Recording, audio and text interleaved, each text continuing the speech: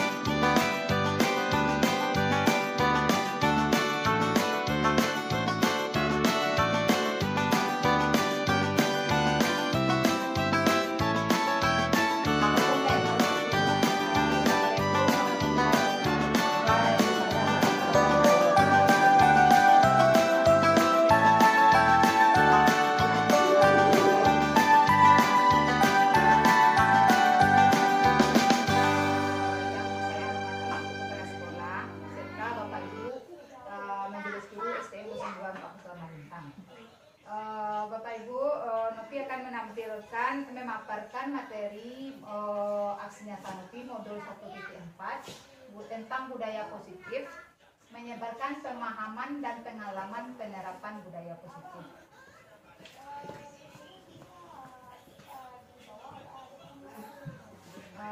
Berikut ini merupakan kegiatan diseminasi sekolah mengenai pemahaman dan pengalaman budaya positif. Lini minasa tindakan langkah-langkah yang akan dilakukan, yaitu yang pertama menghadap kepala sekolah untuk menjelaskan pentingnya penanaman budaya positif dan keyakinan kelas di sekolah, serta meminta izin untuk mendiseminasikan bersama rekan guru. Yang kedua, mengumpulkan rekan guru untuk melakukan diseminasi pemahaman materi budaya positif, keyakinan kelas, dan segitiga restitusi. Yang ketiga, berkoordinasi dan berkolaborasi dengan wali kelas untuk membuat keyakinan kelas di kelas masing-masing. Dan yang keempat, memantau, merefleksi, dan mengevaluasi keyakinan kelas yang telah dibuat.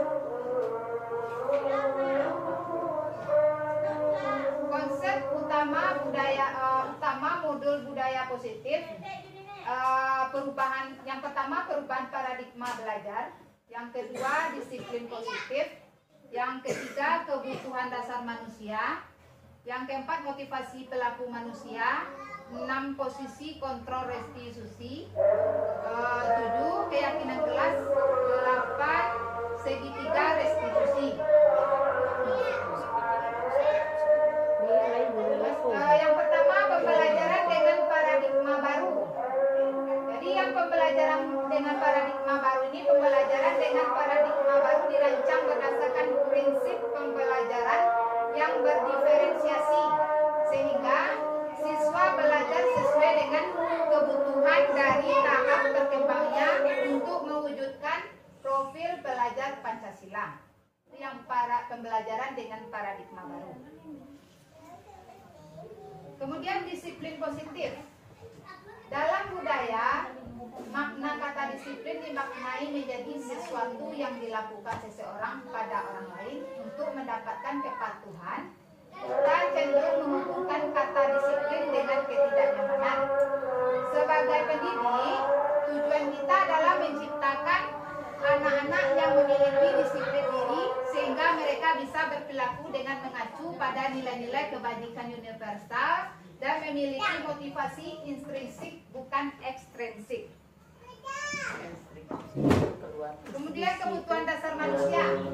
Jadi kebutuhan dasar manusia itu ada 4. Yang pertama, bertahan hidup.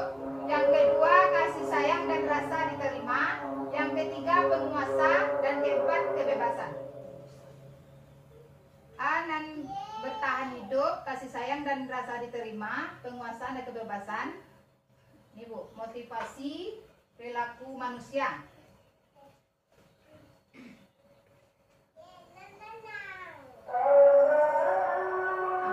Ini motivasi perilaku manusia. Motivasi merupakan dorongan yang timbul pada diri seseorang secara sadar atau tidak sadar untuk melakukan suatu tindakan dengan tujuan tertentu. Jadi motivasinya ada 3. Yang pertama, menghindari ketidaknyamanan dan hukuman. Contohnya Bu, murid melakukan disiplin diri karena ia takut dihukum. Ini merupakan motivasi intrinsik. Dan yang kedua, mendapatkan imbalan atau penghargaan dari orang lain. Itu murid melakukan disiplin diri karena ia ingin mendapat imbalan. Ini merupakan motivasi ekstrinsik. Yang ketiga, menghargai nilai-nilai kebajikan diri sendiri. Murid mulai melakukan disiplin positif karena sadar akan nilai kebajikan dirinya. Ini merupakan motivasi intrinsik. Kemudian konsep disiplin dengan identitas gagal. Itu ada 2, hukuman dan penghargaan. Yang hukuman ini adalah menyakiti. Itu konsep identitas gagal. Tidak nyaman, murid takut, kemudian memaksa, murid menyembunyikan kesalahan, kemudian murid menjadi rendah hati. Kalau penghargaan itu tidak efektif, merusak hubungan, punya sifat iri, dan mematikan kreativitas, kemudian menghukum dengan sistem ranking, dan merampas hak dirinya. Yang konsep disiplin identitas gagal. Kalau konsep disiplin dengan restitusi sukses, itu yang pertama konsekuensi, dan yang kedua restitusi. Yang konsekuensi itu penguatan jangka pendek, dan perlu monitoring berkelanjutan, stimulus atau respon, murid menghormati peraturan, kemudian tidak waktu untuk merenungi kesalahan. Itu yang konsekuensi. Kalau yang restitusi, murid bertanggung jawab untuk perilakunya, fokus pada pemecahan masalah jangka panjang, kemudian murid menghormati dirinya dan orang lain. Teori kontrol, dirinya memegang kontrol, dan murid bersemangat memperbaiki kesalahan. Itu konsep disiplin dengan restitusi sukses. Kemudian konsep disiplin pendekatan restitusi. Sebuah cara menanamkan disiplin positif pada murid. Itu sebelum kita menanamkan kepada anak-anak, tentunya kita harus tahu dulu apa pengertian dari restitusi dan ciri-ciri restitusi.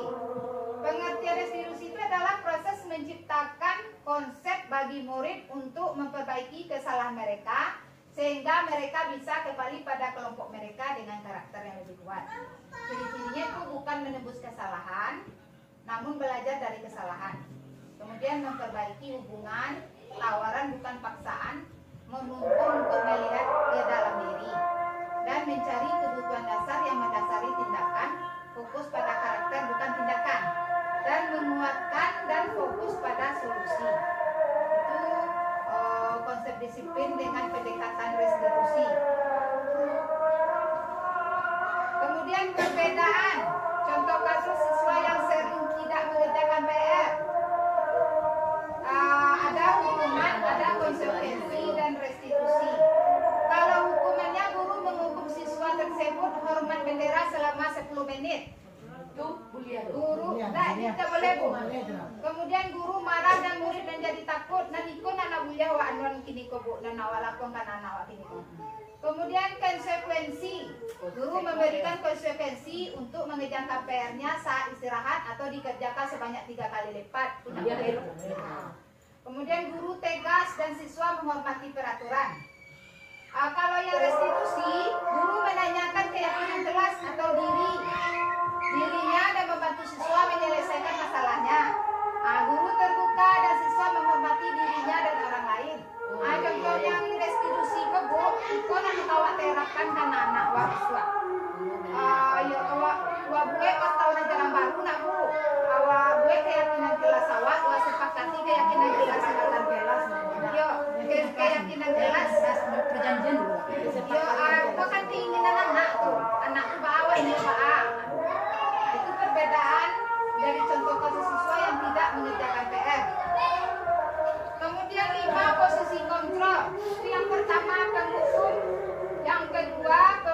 rasa bersalah, yang ketiga teman, dan yang keempat pemantau, kemudian yang kelima manajer.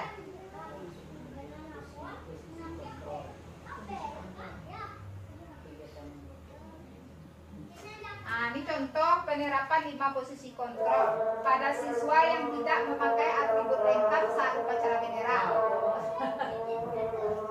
Kan ada anak aku nak lengkap. Jadi fungsinya patuhi aturan sekolah, lalu berdiri di depan barisan. Kemudian membuat rasa bersalah. Berapa kali bu guru memberitahu kamu, bu guru kecewa sama kamu. Kalau mengecek anak. Awak mengecek anak. Yang ketiga, kemudian teman, ayolah yang tertib, buat bu guru bangga. Kali ini tidak apa-apa kamu salah. Kalau yang pemantaunya, kamu sudah melanggar apa peraturan dan konsekuensinya. Kan Pak berdasarkan keyakinan kelas Pak tadi. Kemudian manajer, apakah kamu tahu kesalahan? Kira-kira bagaimana kamu akan memperbaiki kesalahan? Karena aku tanya bu. Tuh jadi 5 posisi kontrol kau nak kawat lakukan karena kalau anak tidak memakai atribut lengkap saat upacara bendera.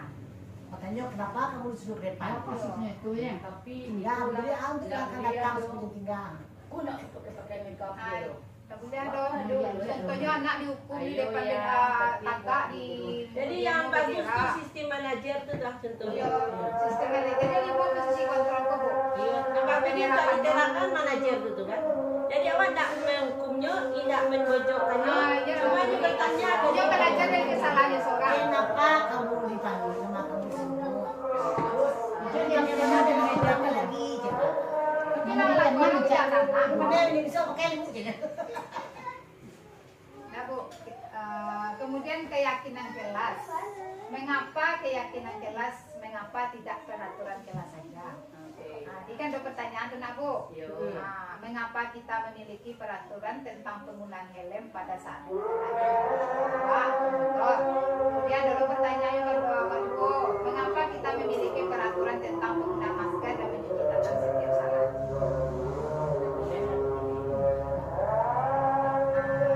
Kemudian lalu bagaimana pembentukan keyakinan kelas tuh? Yang pertama yang lebih abstrak dan teratur. Yang kedua berupa pertanyaan universal, dan yang ketiga dibuat dalam bentuk positif, dan yang keempat sedikit saja agar mudah diingat. Yang kelima sesuai dengan kondisi kelas sekolah agar mudah diterapkan, dan selanjutnya semua warga atau sekolah dilibatkan saat membuat. Dua kalau membuat keyakinan kelas, kalau ke Ikutannya sadonya. libatkan yang ada semua warga sekolah, butuhnya model Guru-guru lah. anak-anak. Nah, kalau di kelas punya guru dan siswa. Kalau keyakinan kelas siswa, aku dan segitiga restitusi kedua. DKP nah. Dia sama ngaco, tapi kurang paham. Kau nak keterang nak kentai pun keterang tu. Iya bu. Hanya yang kita yang samping kedua kita Yang pertama menstabilkan identitas.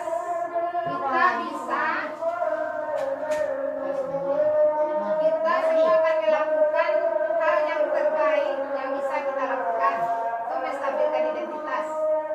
Menstabilkan identitas. Jadi yang kedua, kita semua akan melakukan hal yang terbaik yang bisa kita lakukan, dan yang ketiga kita semua memiliki motivasi internal. Itu segitiga restitusi yang itu tidak ada.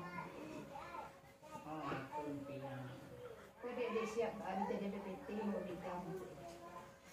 Memang sama sebenarnya kamar hidup ni beda kan? Gitu. Nah,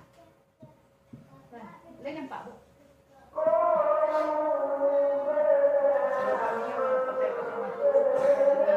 Segitiga restitusi. Lalu tentunya alasan mengapa melakukan ini. Pertanyaannya Ayah jampi. anak. Alasan cara yang efektif melakukan apa yang dilakukan. Seorang kali pernah melakukan, kamu bukan satu-satunya yang pernah. Keyakinan kelas apa yang telah kita sepakati, kemudian kamu ingin menjadi orang yang sejahtera.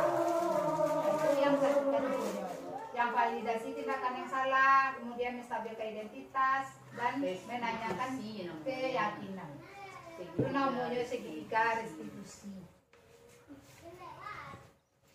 Nah Bu, terima kasih atas waktunya Ibu. Kalau ada salah dari pemaparan Bu.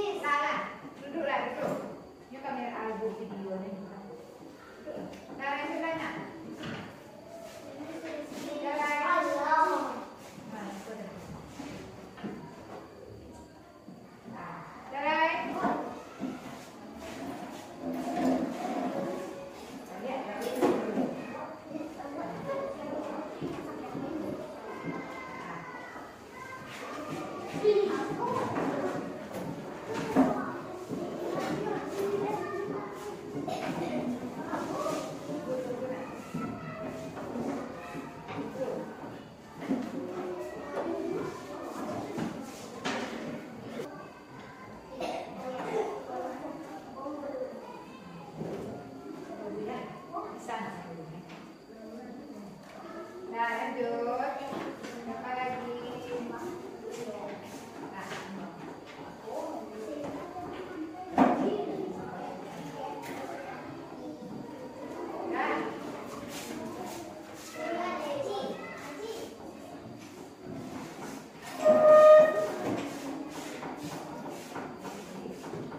Luruskan nasi. Luruskan belum? Nah, selesai.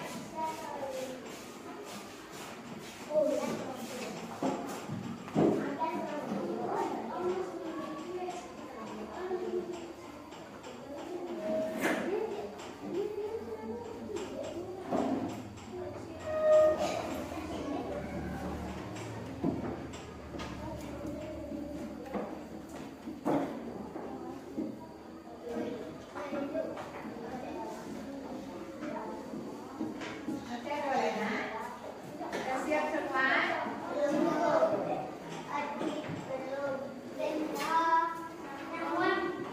Baik.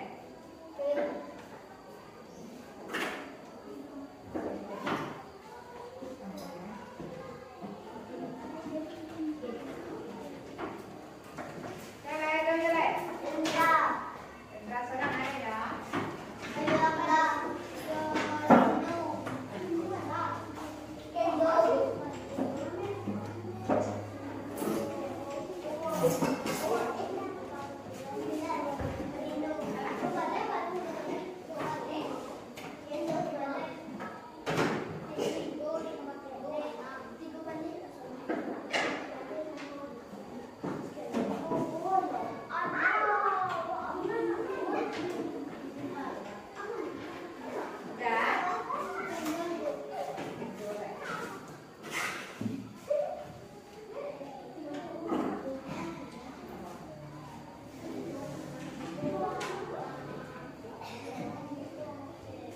Nah, itulah kesepakatan kelas, keyakinan kelas yang kita, yang anak-anak itu buat.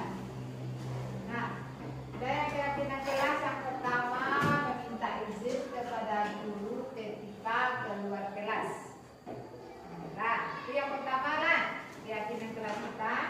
Kemudian tidak boleh datang terlambat dan tidak boleh merusak tanaman. Nah, itu keyakinan kelas kita. Yang kedua, yang ketiga, kita tidak boleh terlambat ke sekolah. Sama dengan yang keyakinan nomor 2. Yang keempat, pergi ke sekolah tepat waktu. Masih masuk ke keyakinan kita yang kedua. Sama, pergi ke sekolah tepat waktu. Yang keempat, yang keenam, tidak boleh selama belajar tidak boleh bersuara. Lah barang keyakinan awak tu ada ada 4 nah. Iya 6, tapi sambung tu cie wambianya nah. Nah, yang pertama keyakinan kita, yang pertama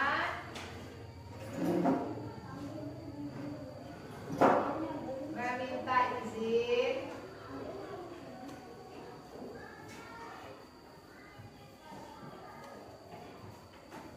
kepada guru.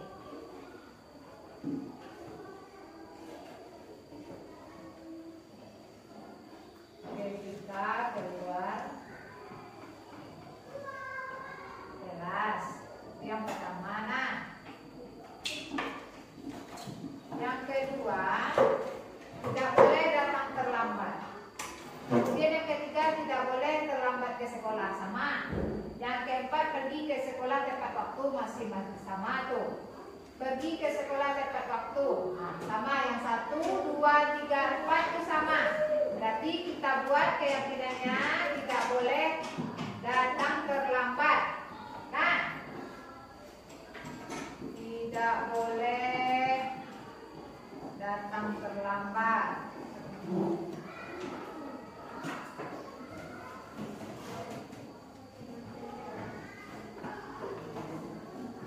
Nah, kemudian yang ketiga, selama belajar tidak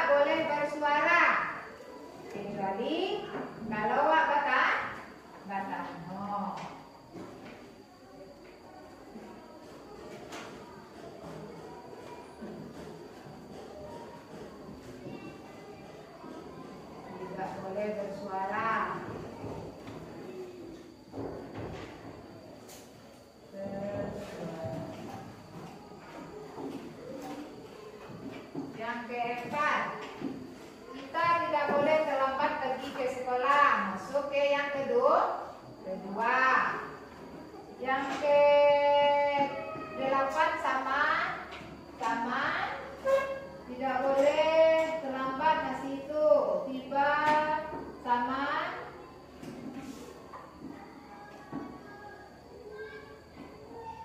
Nah, sama.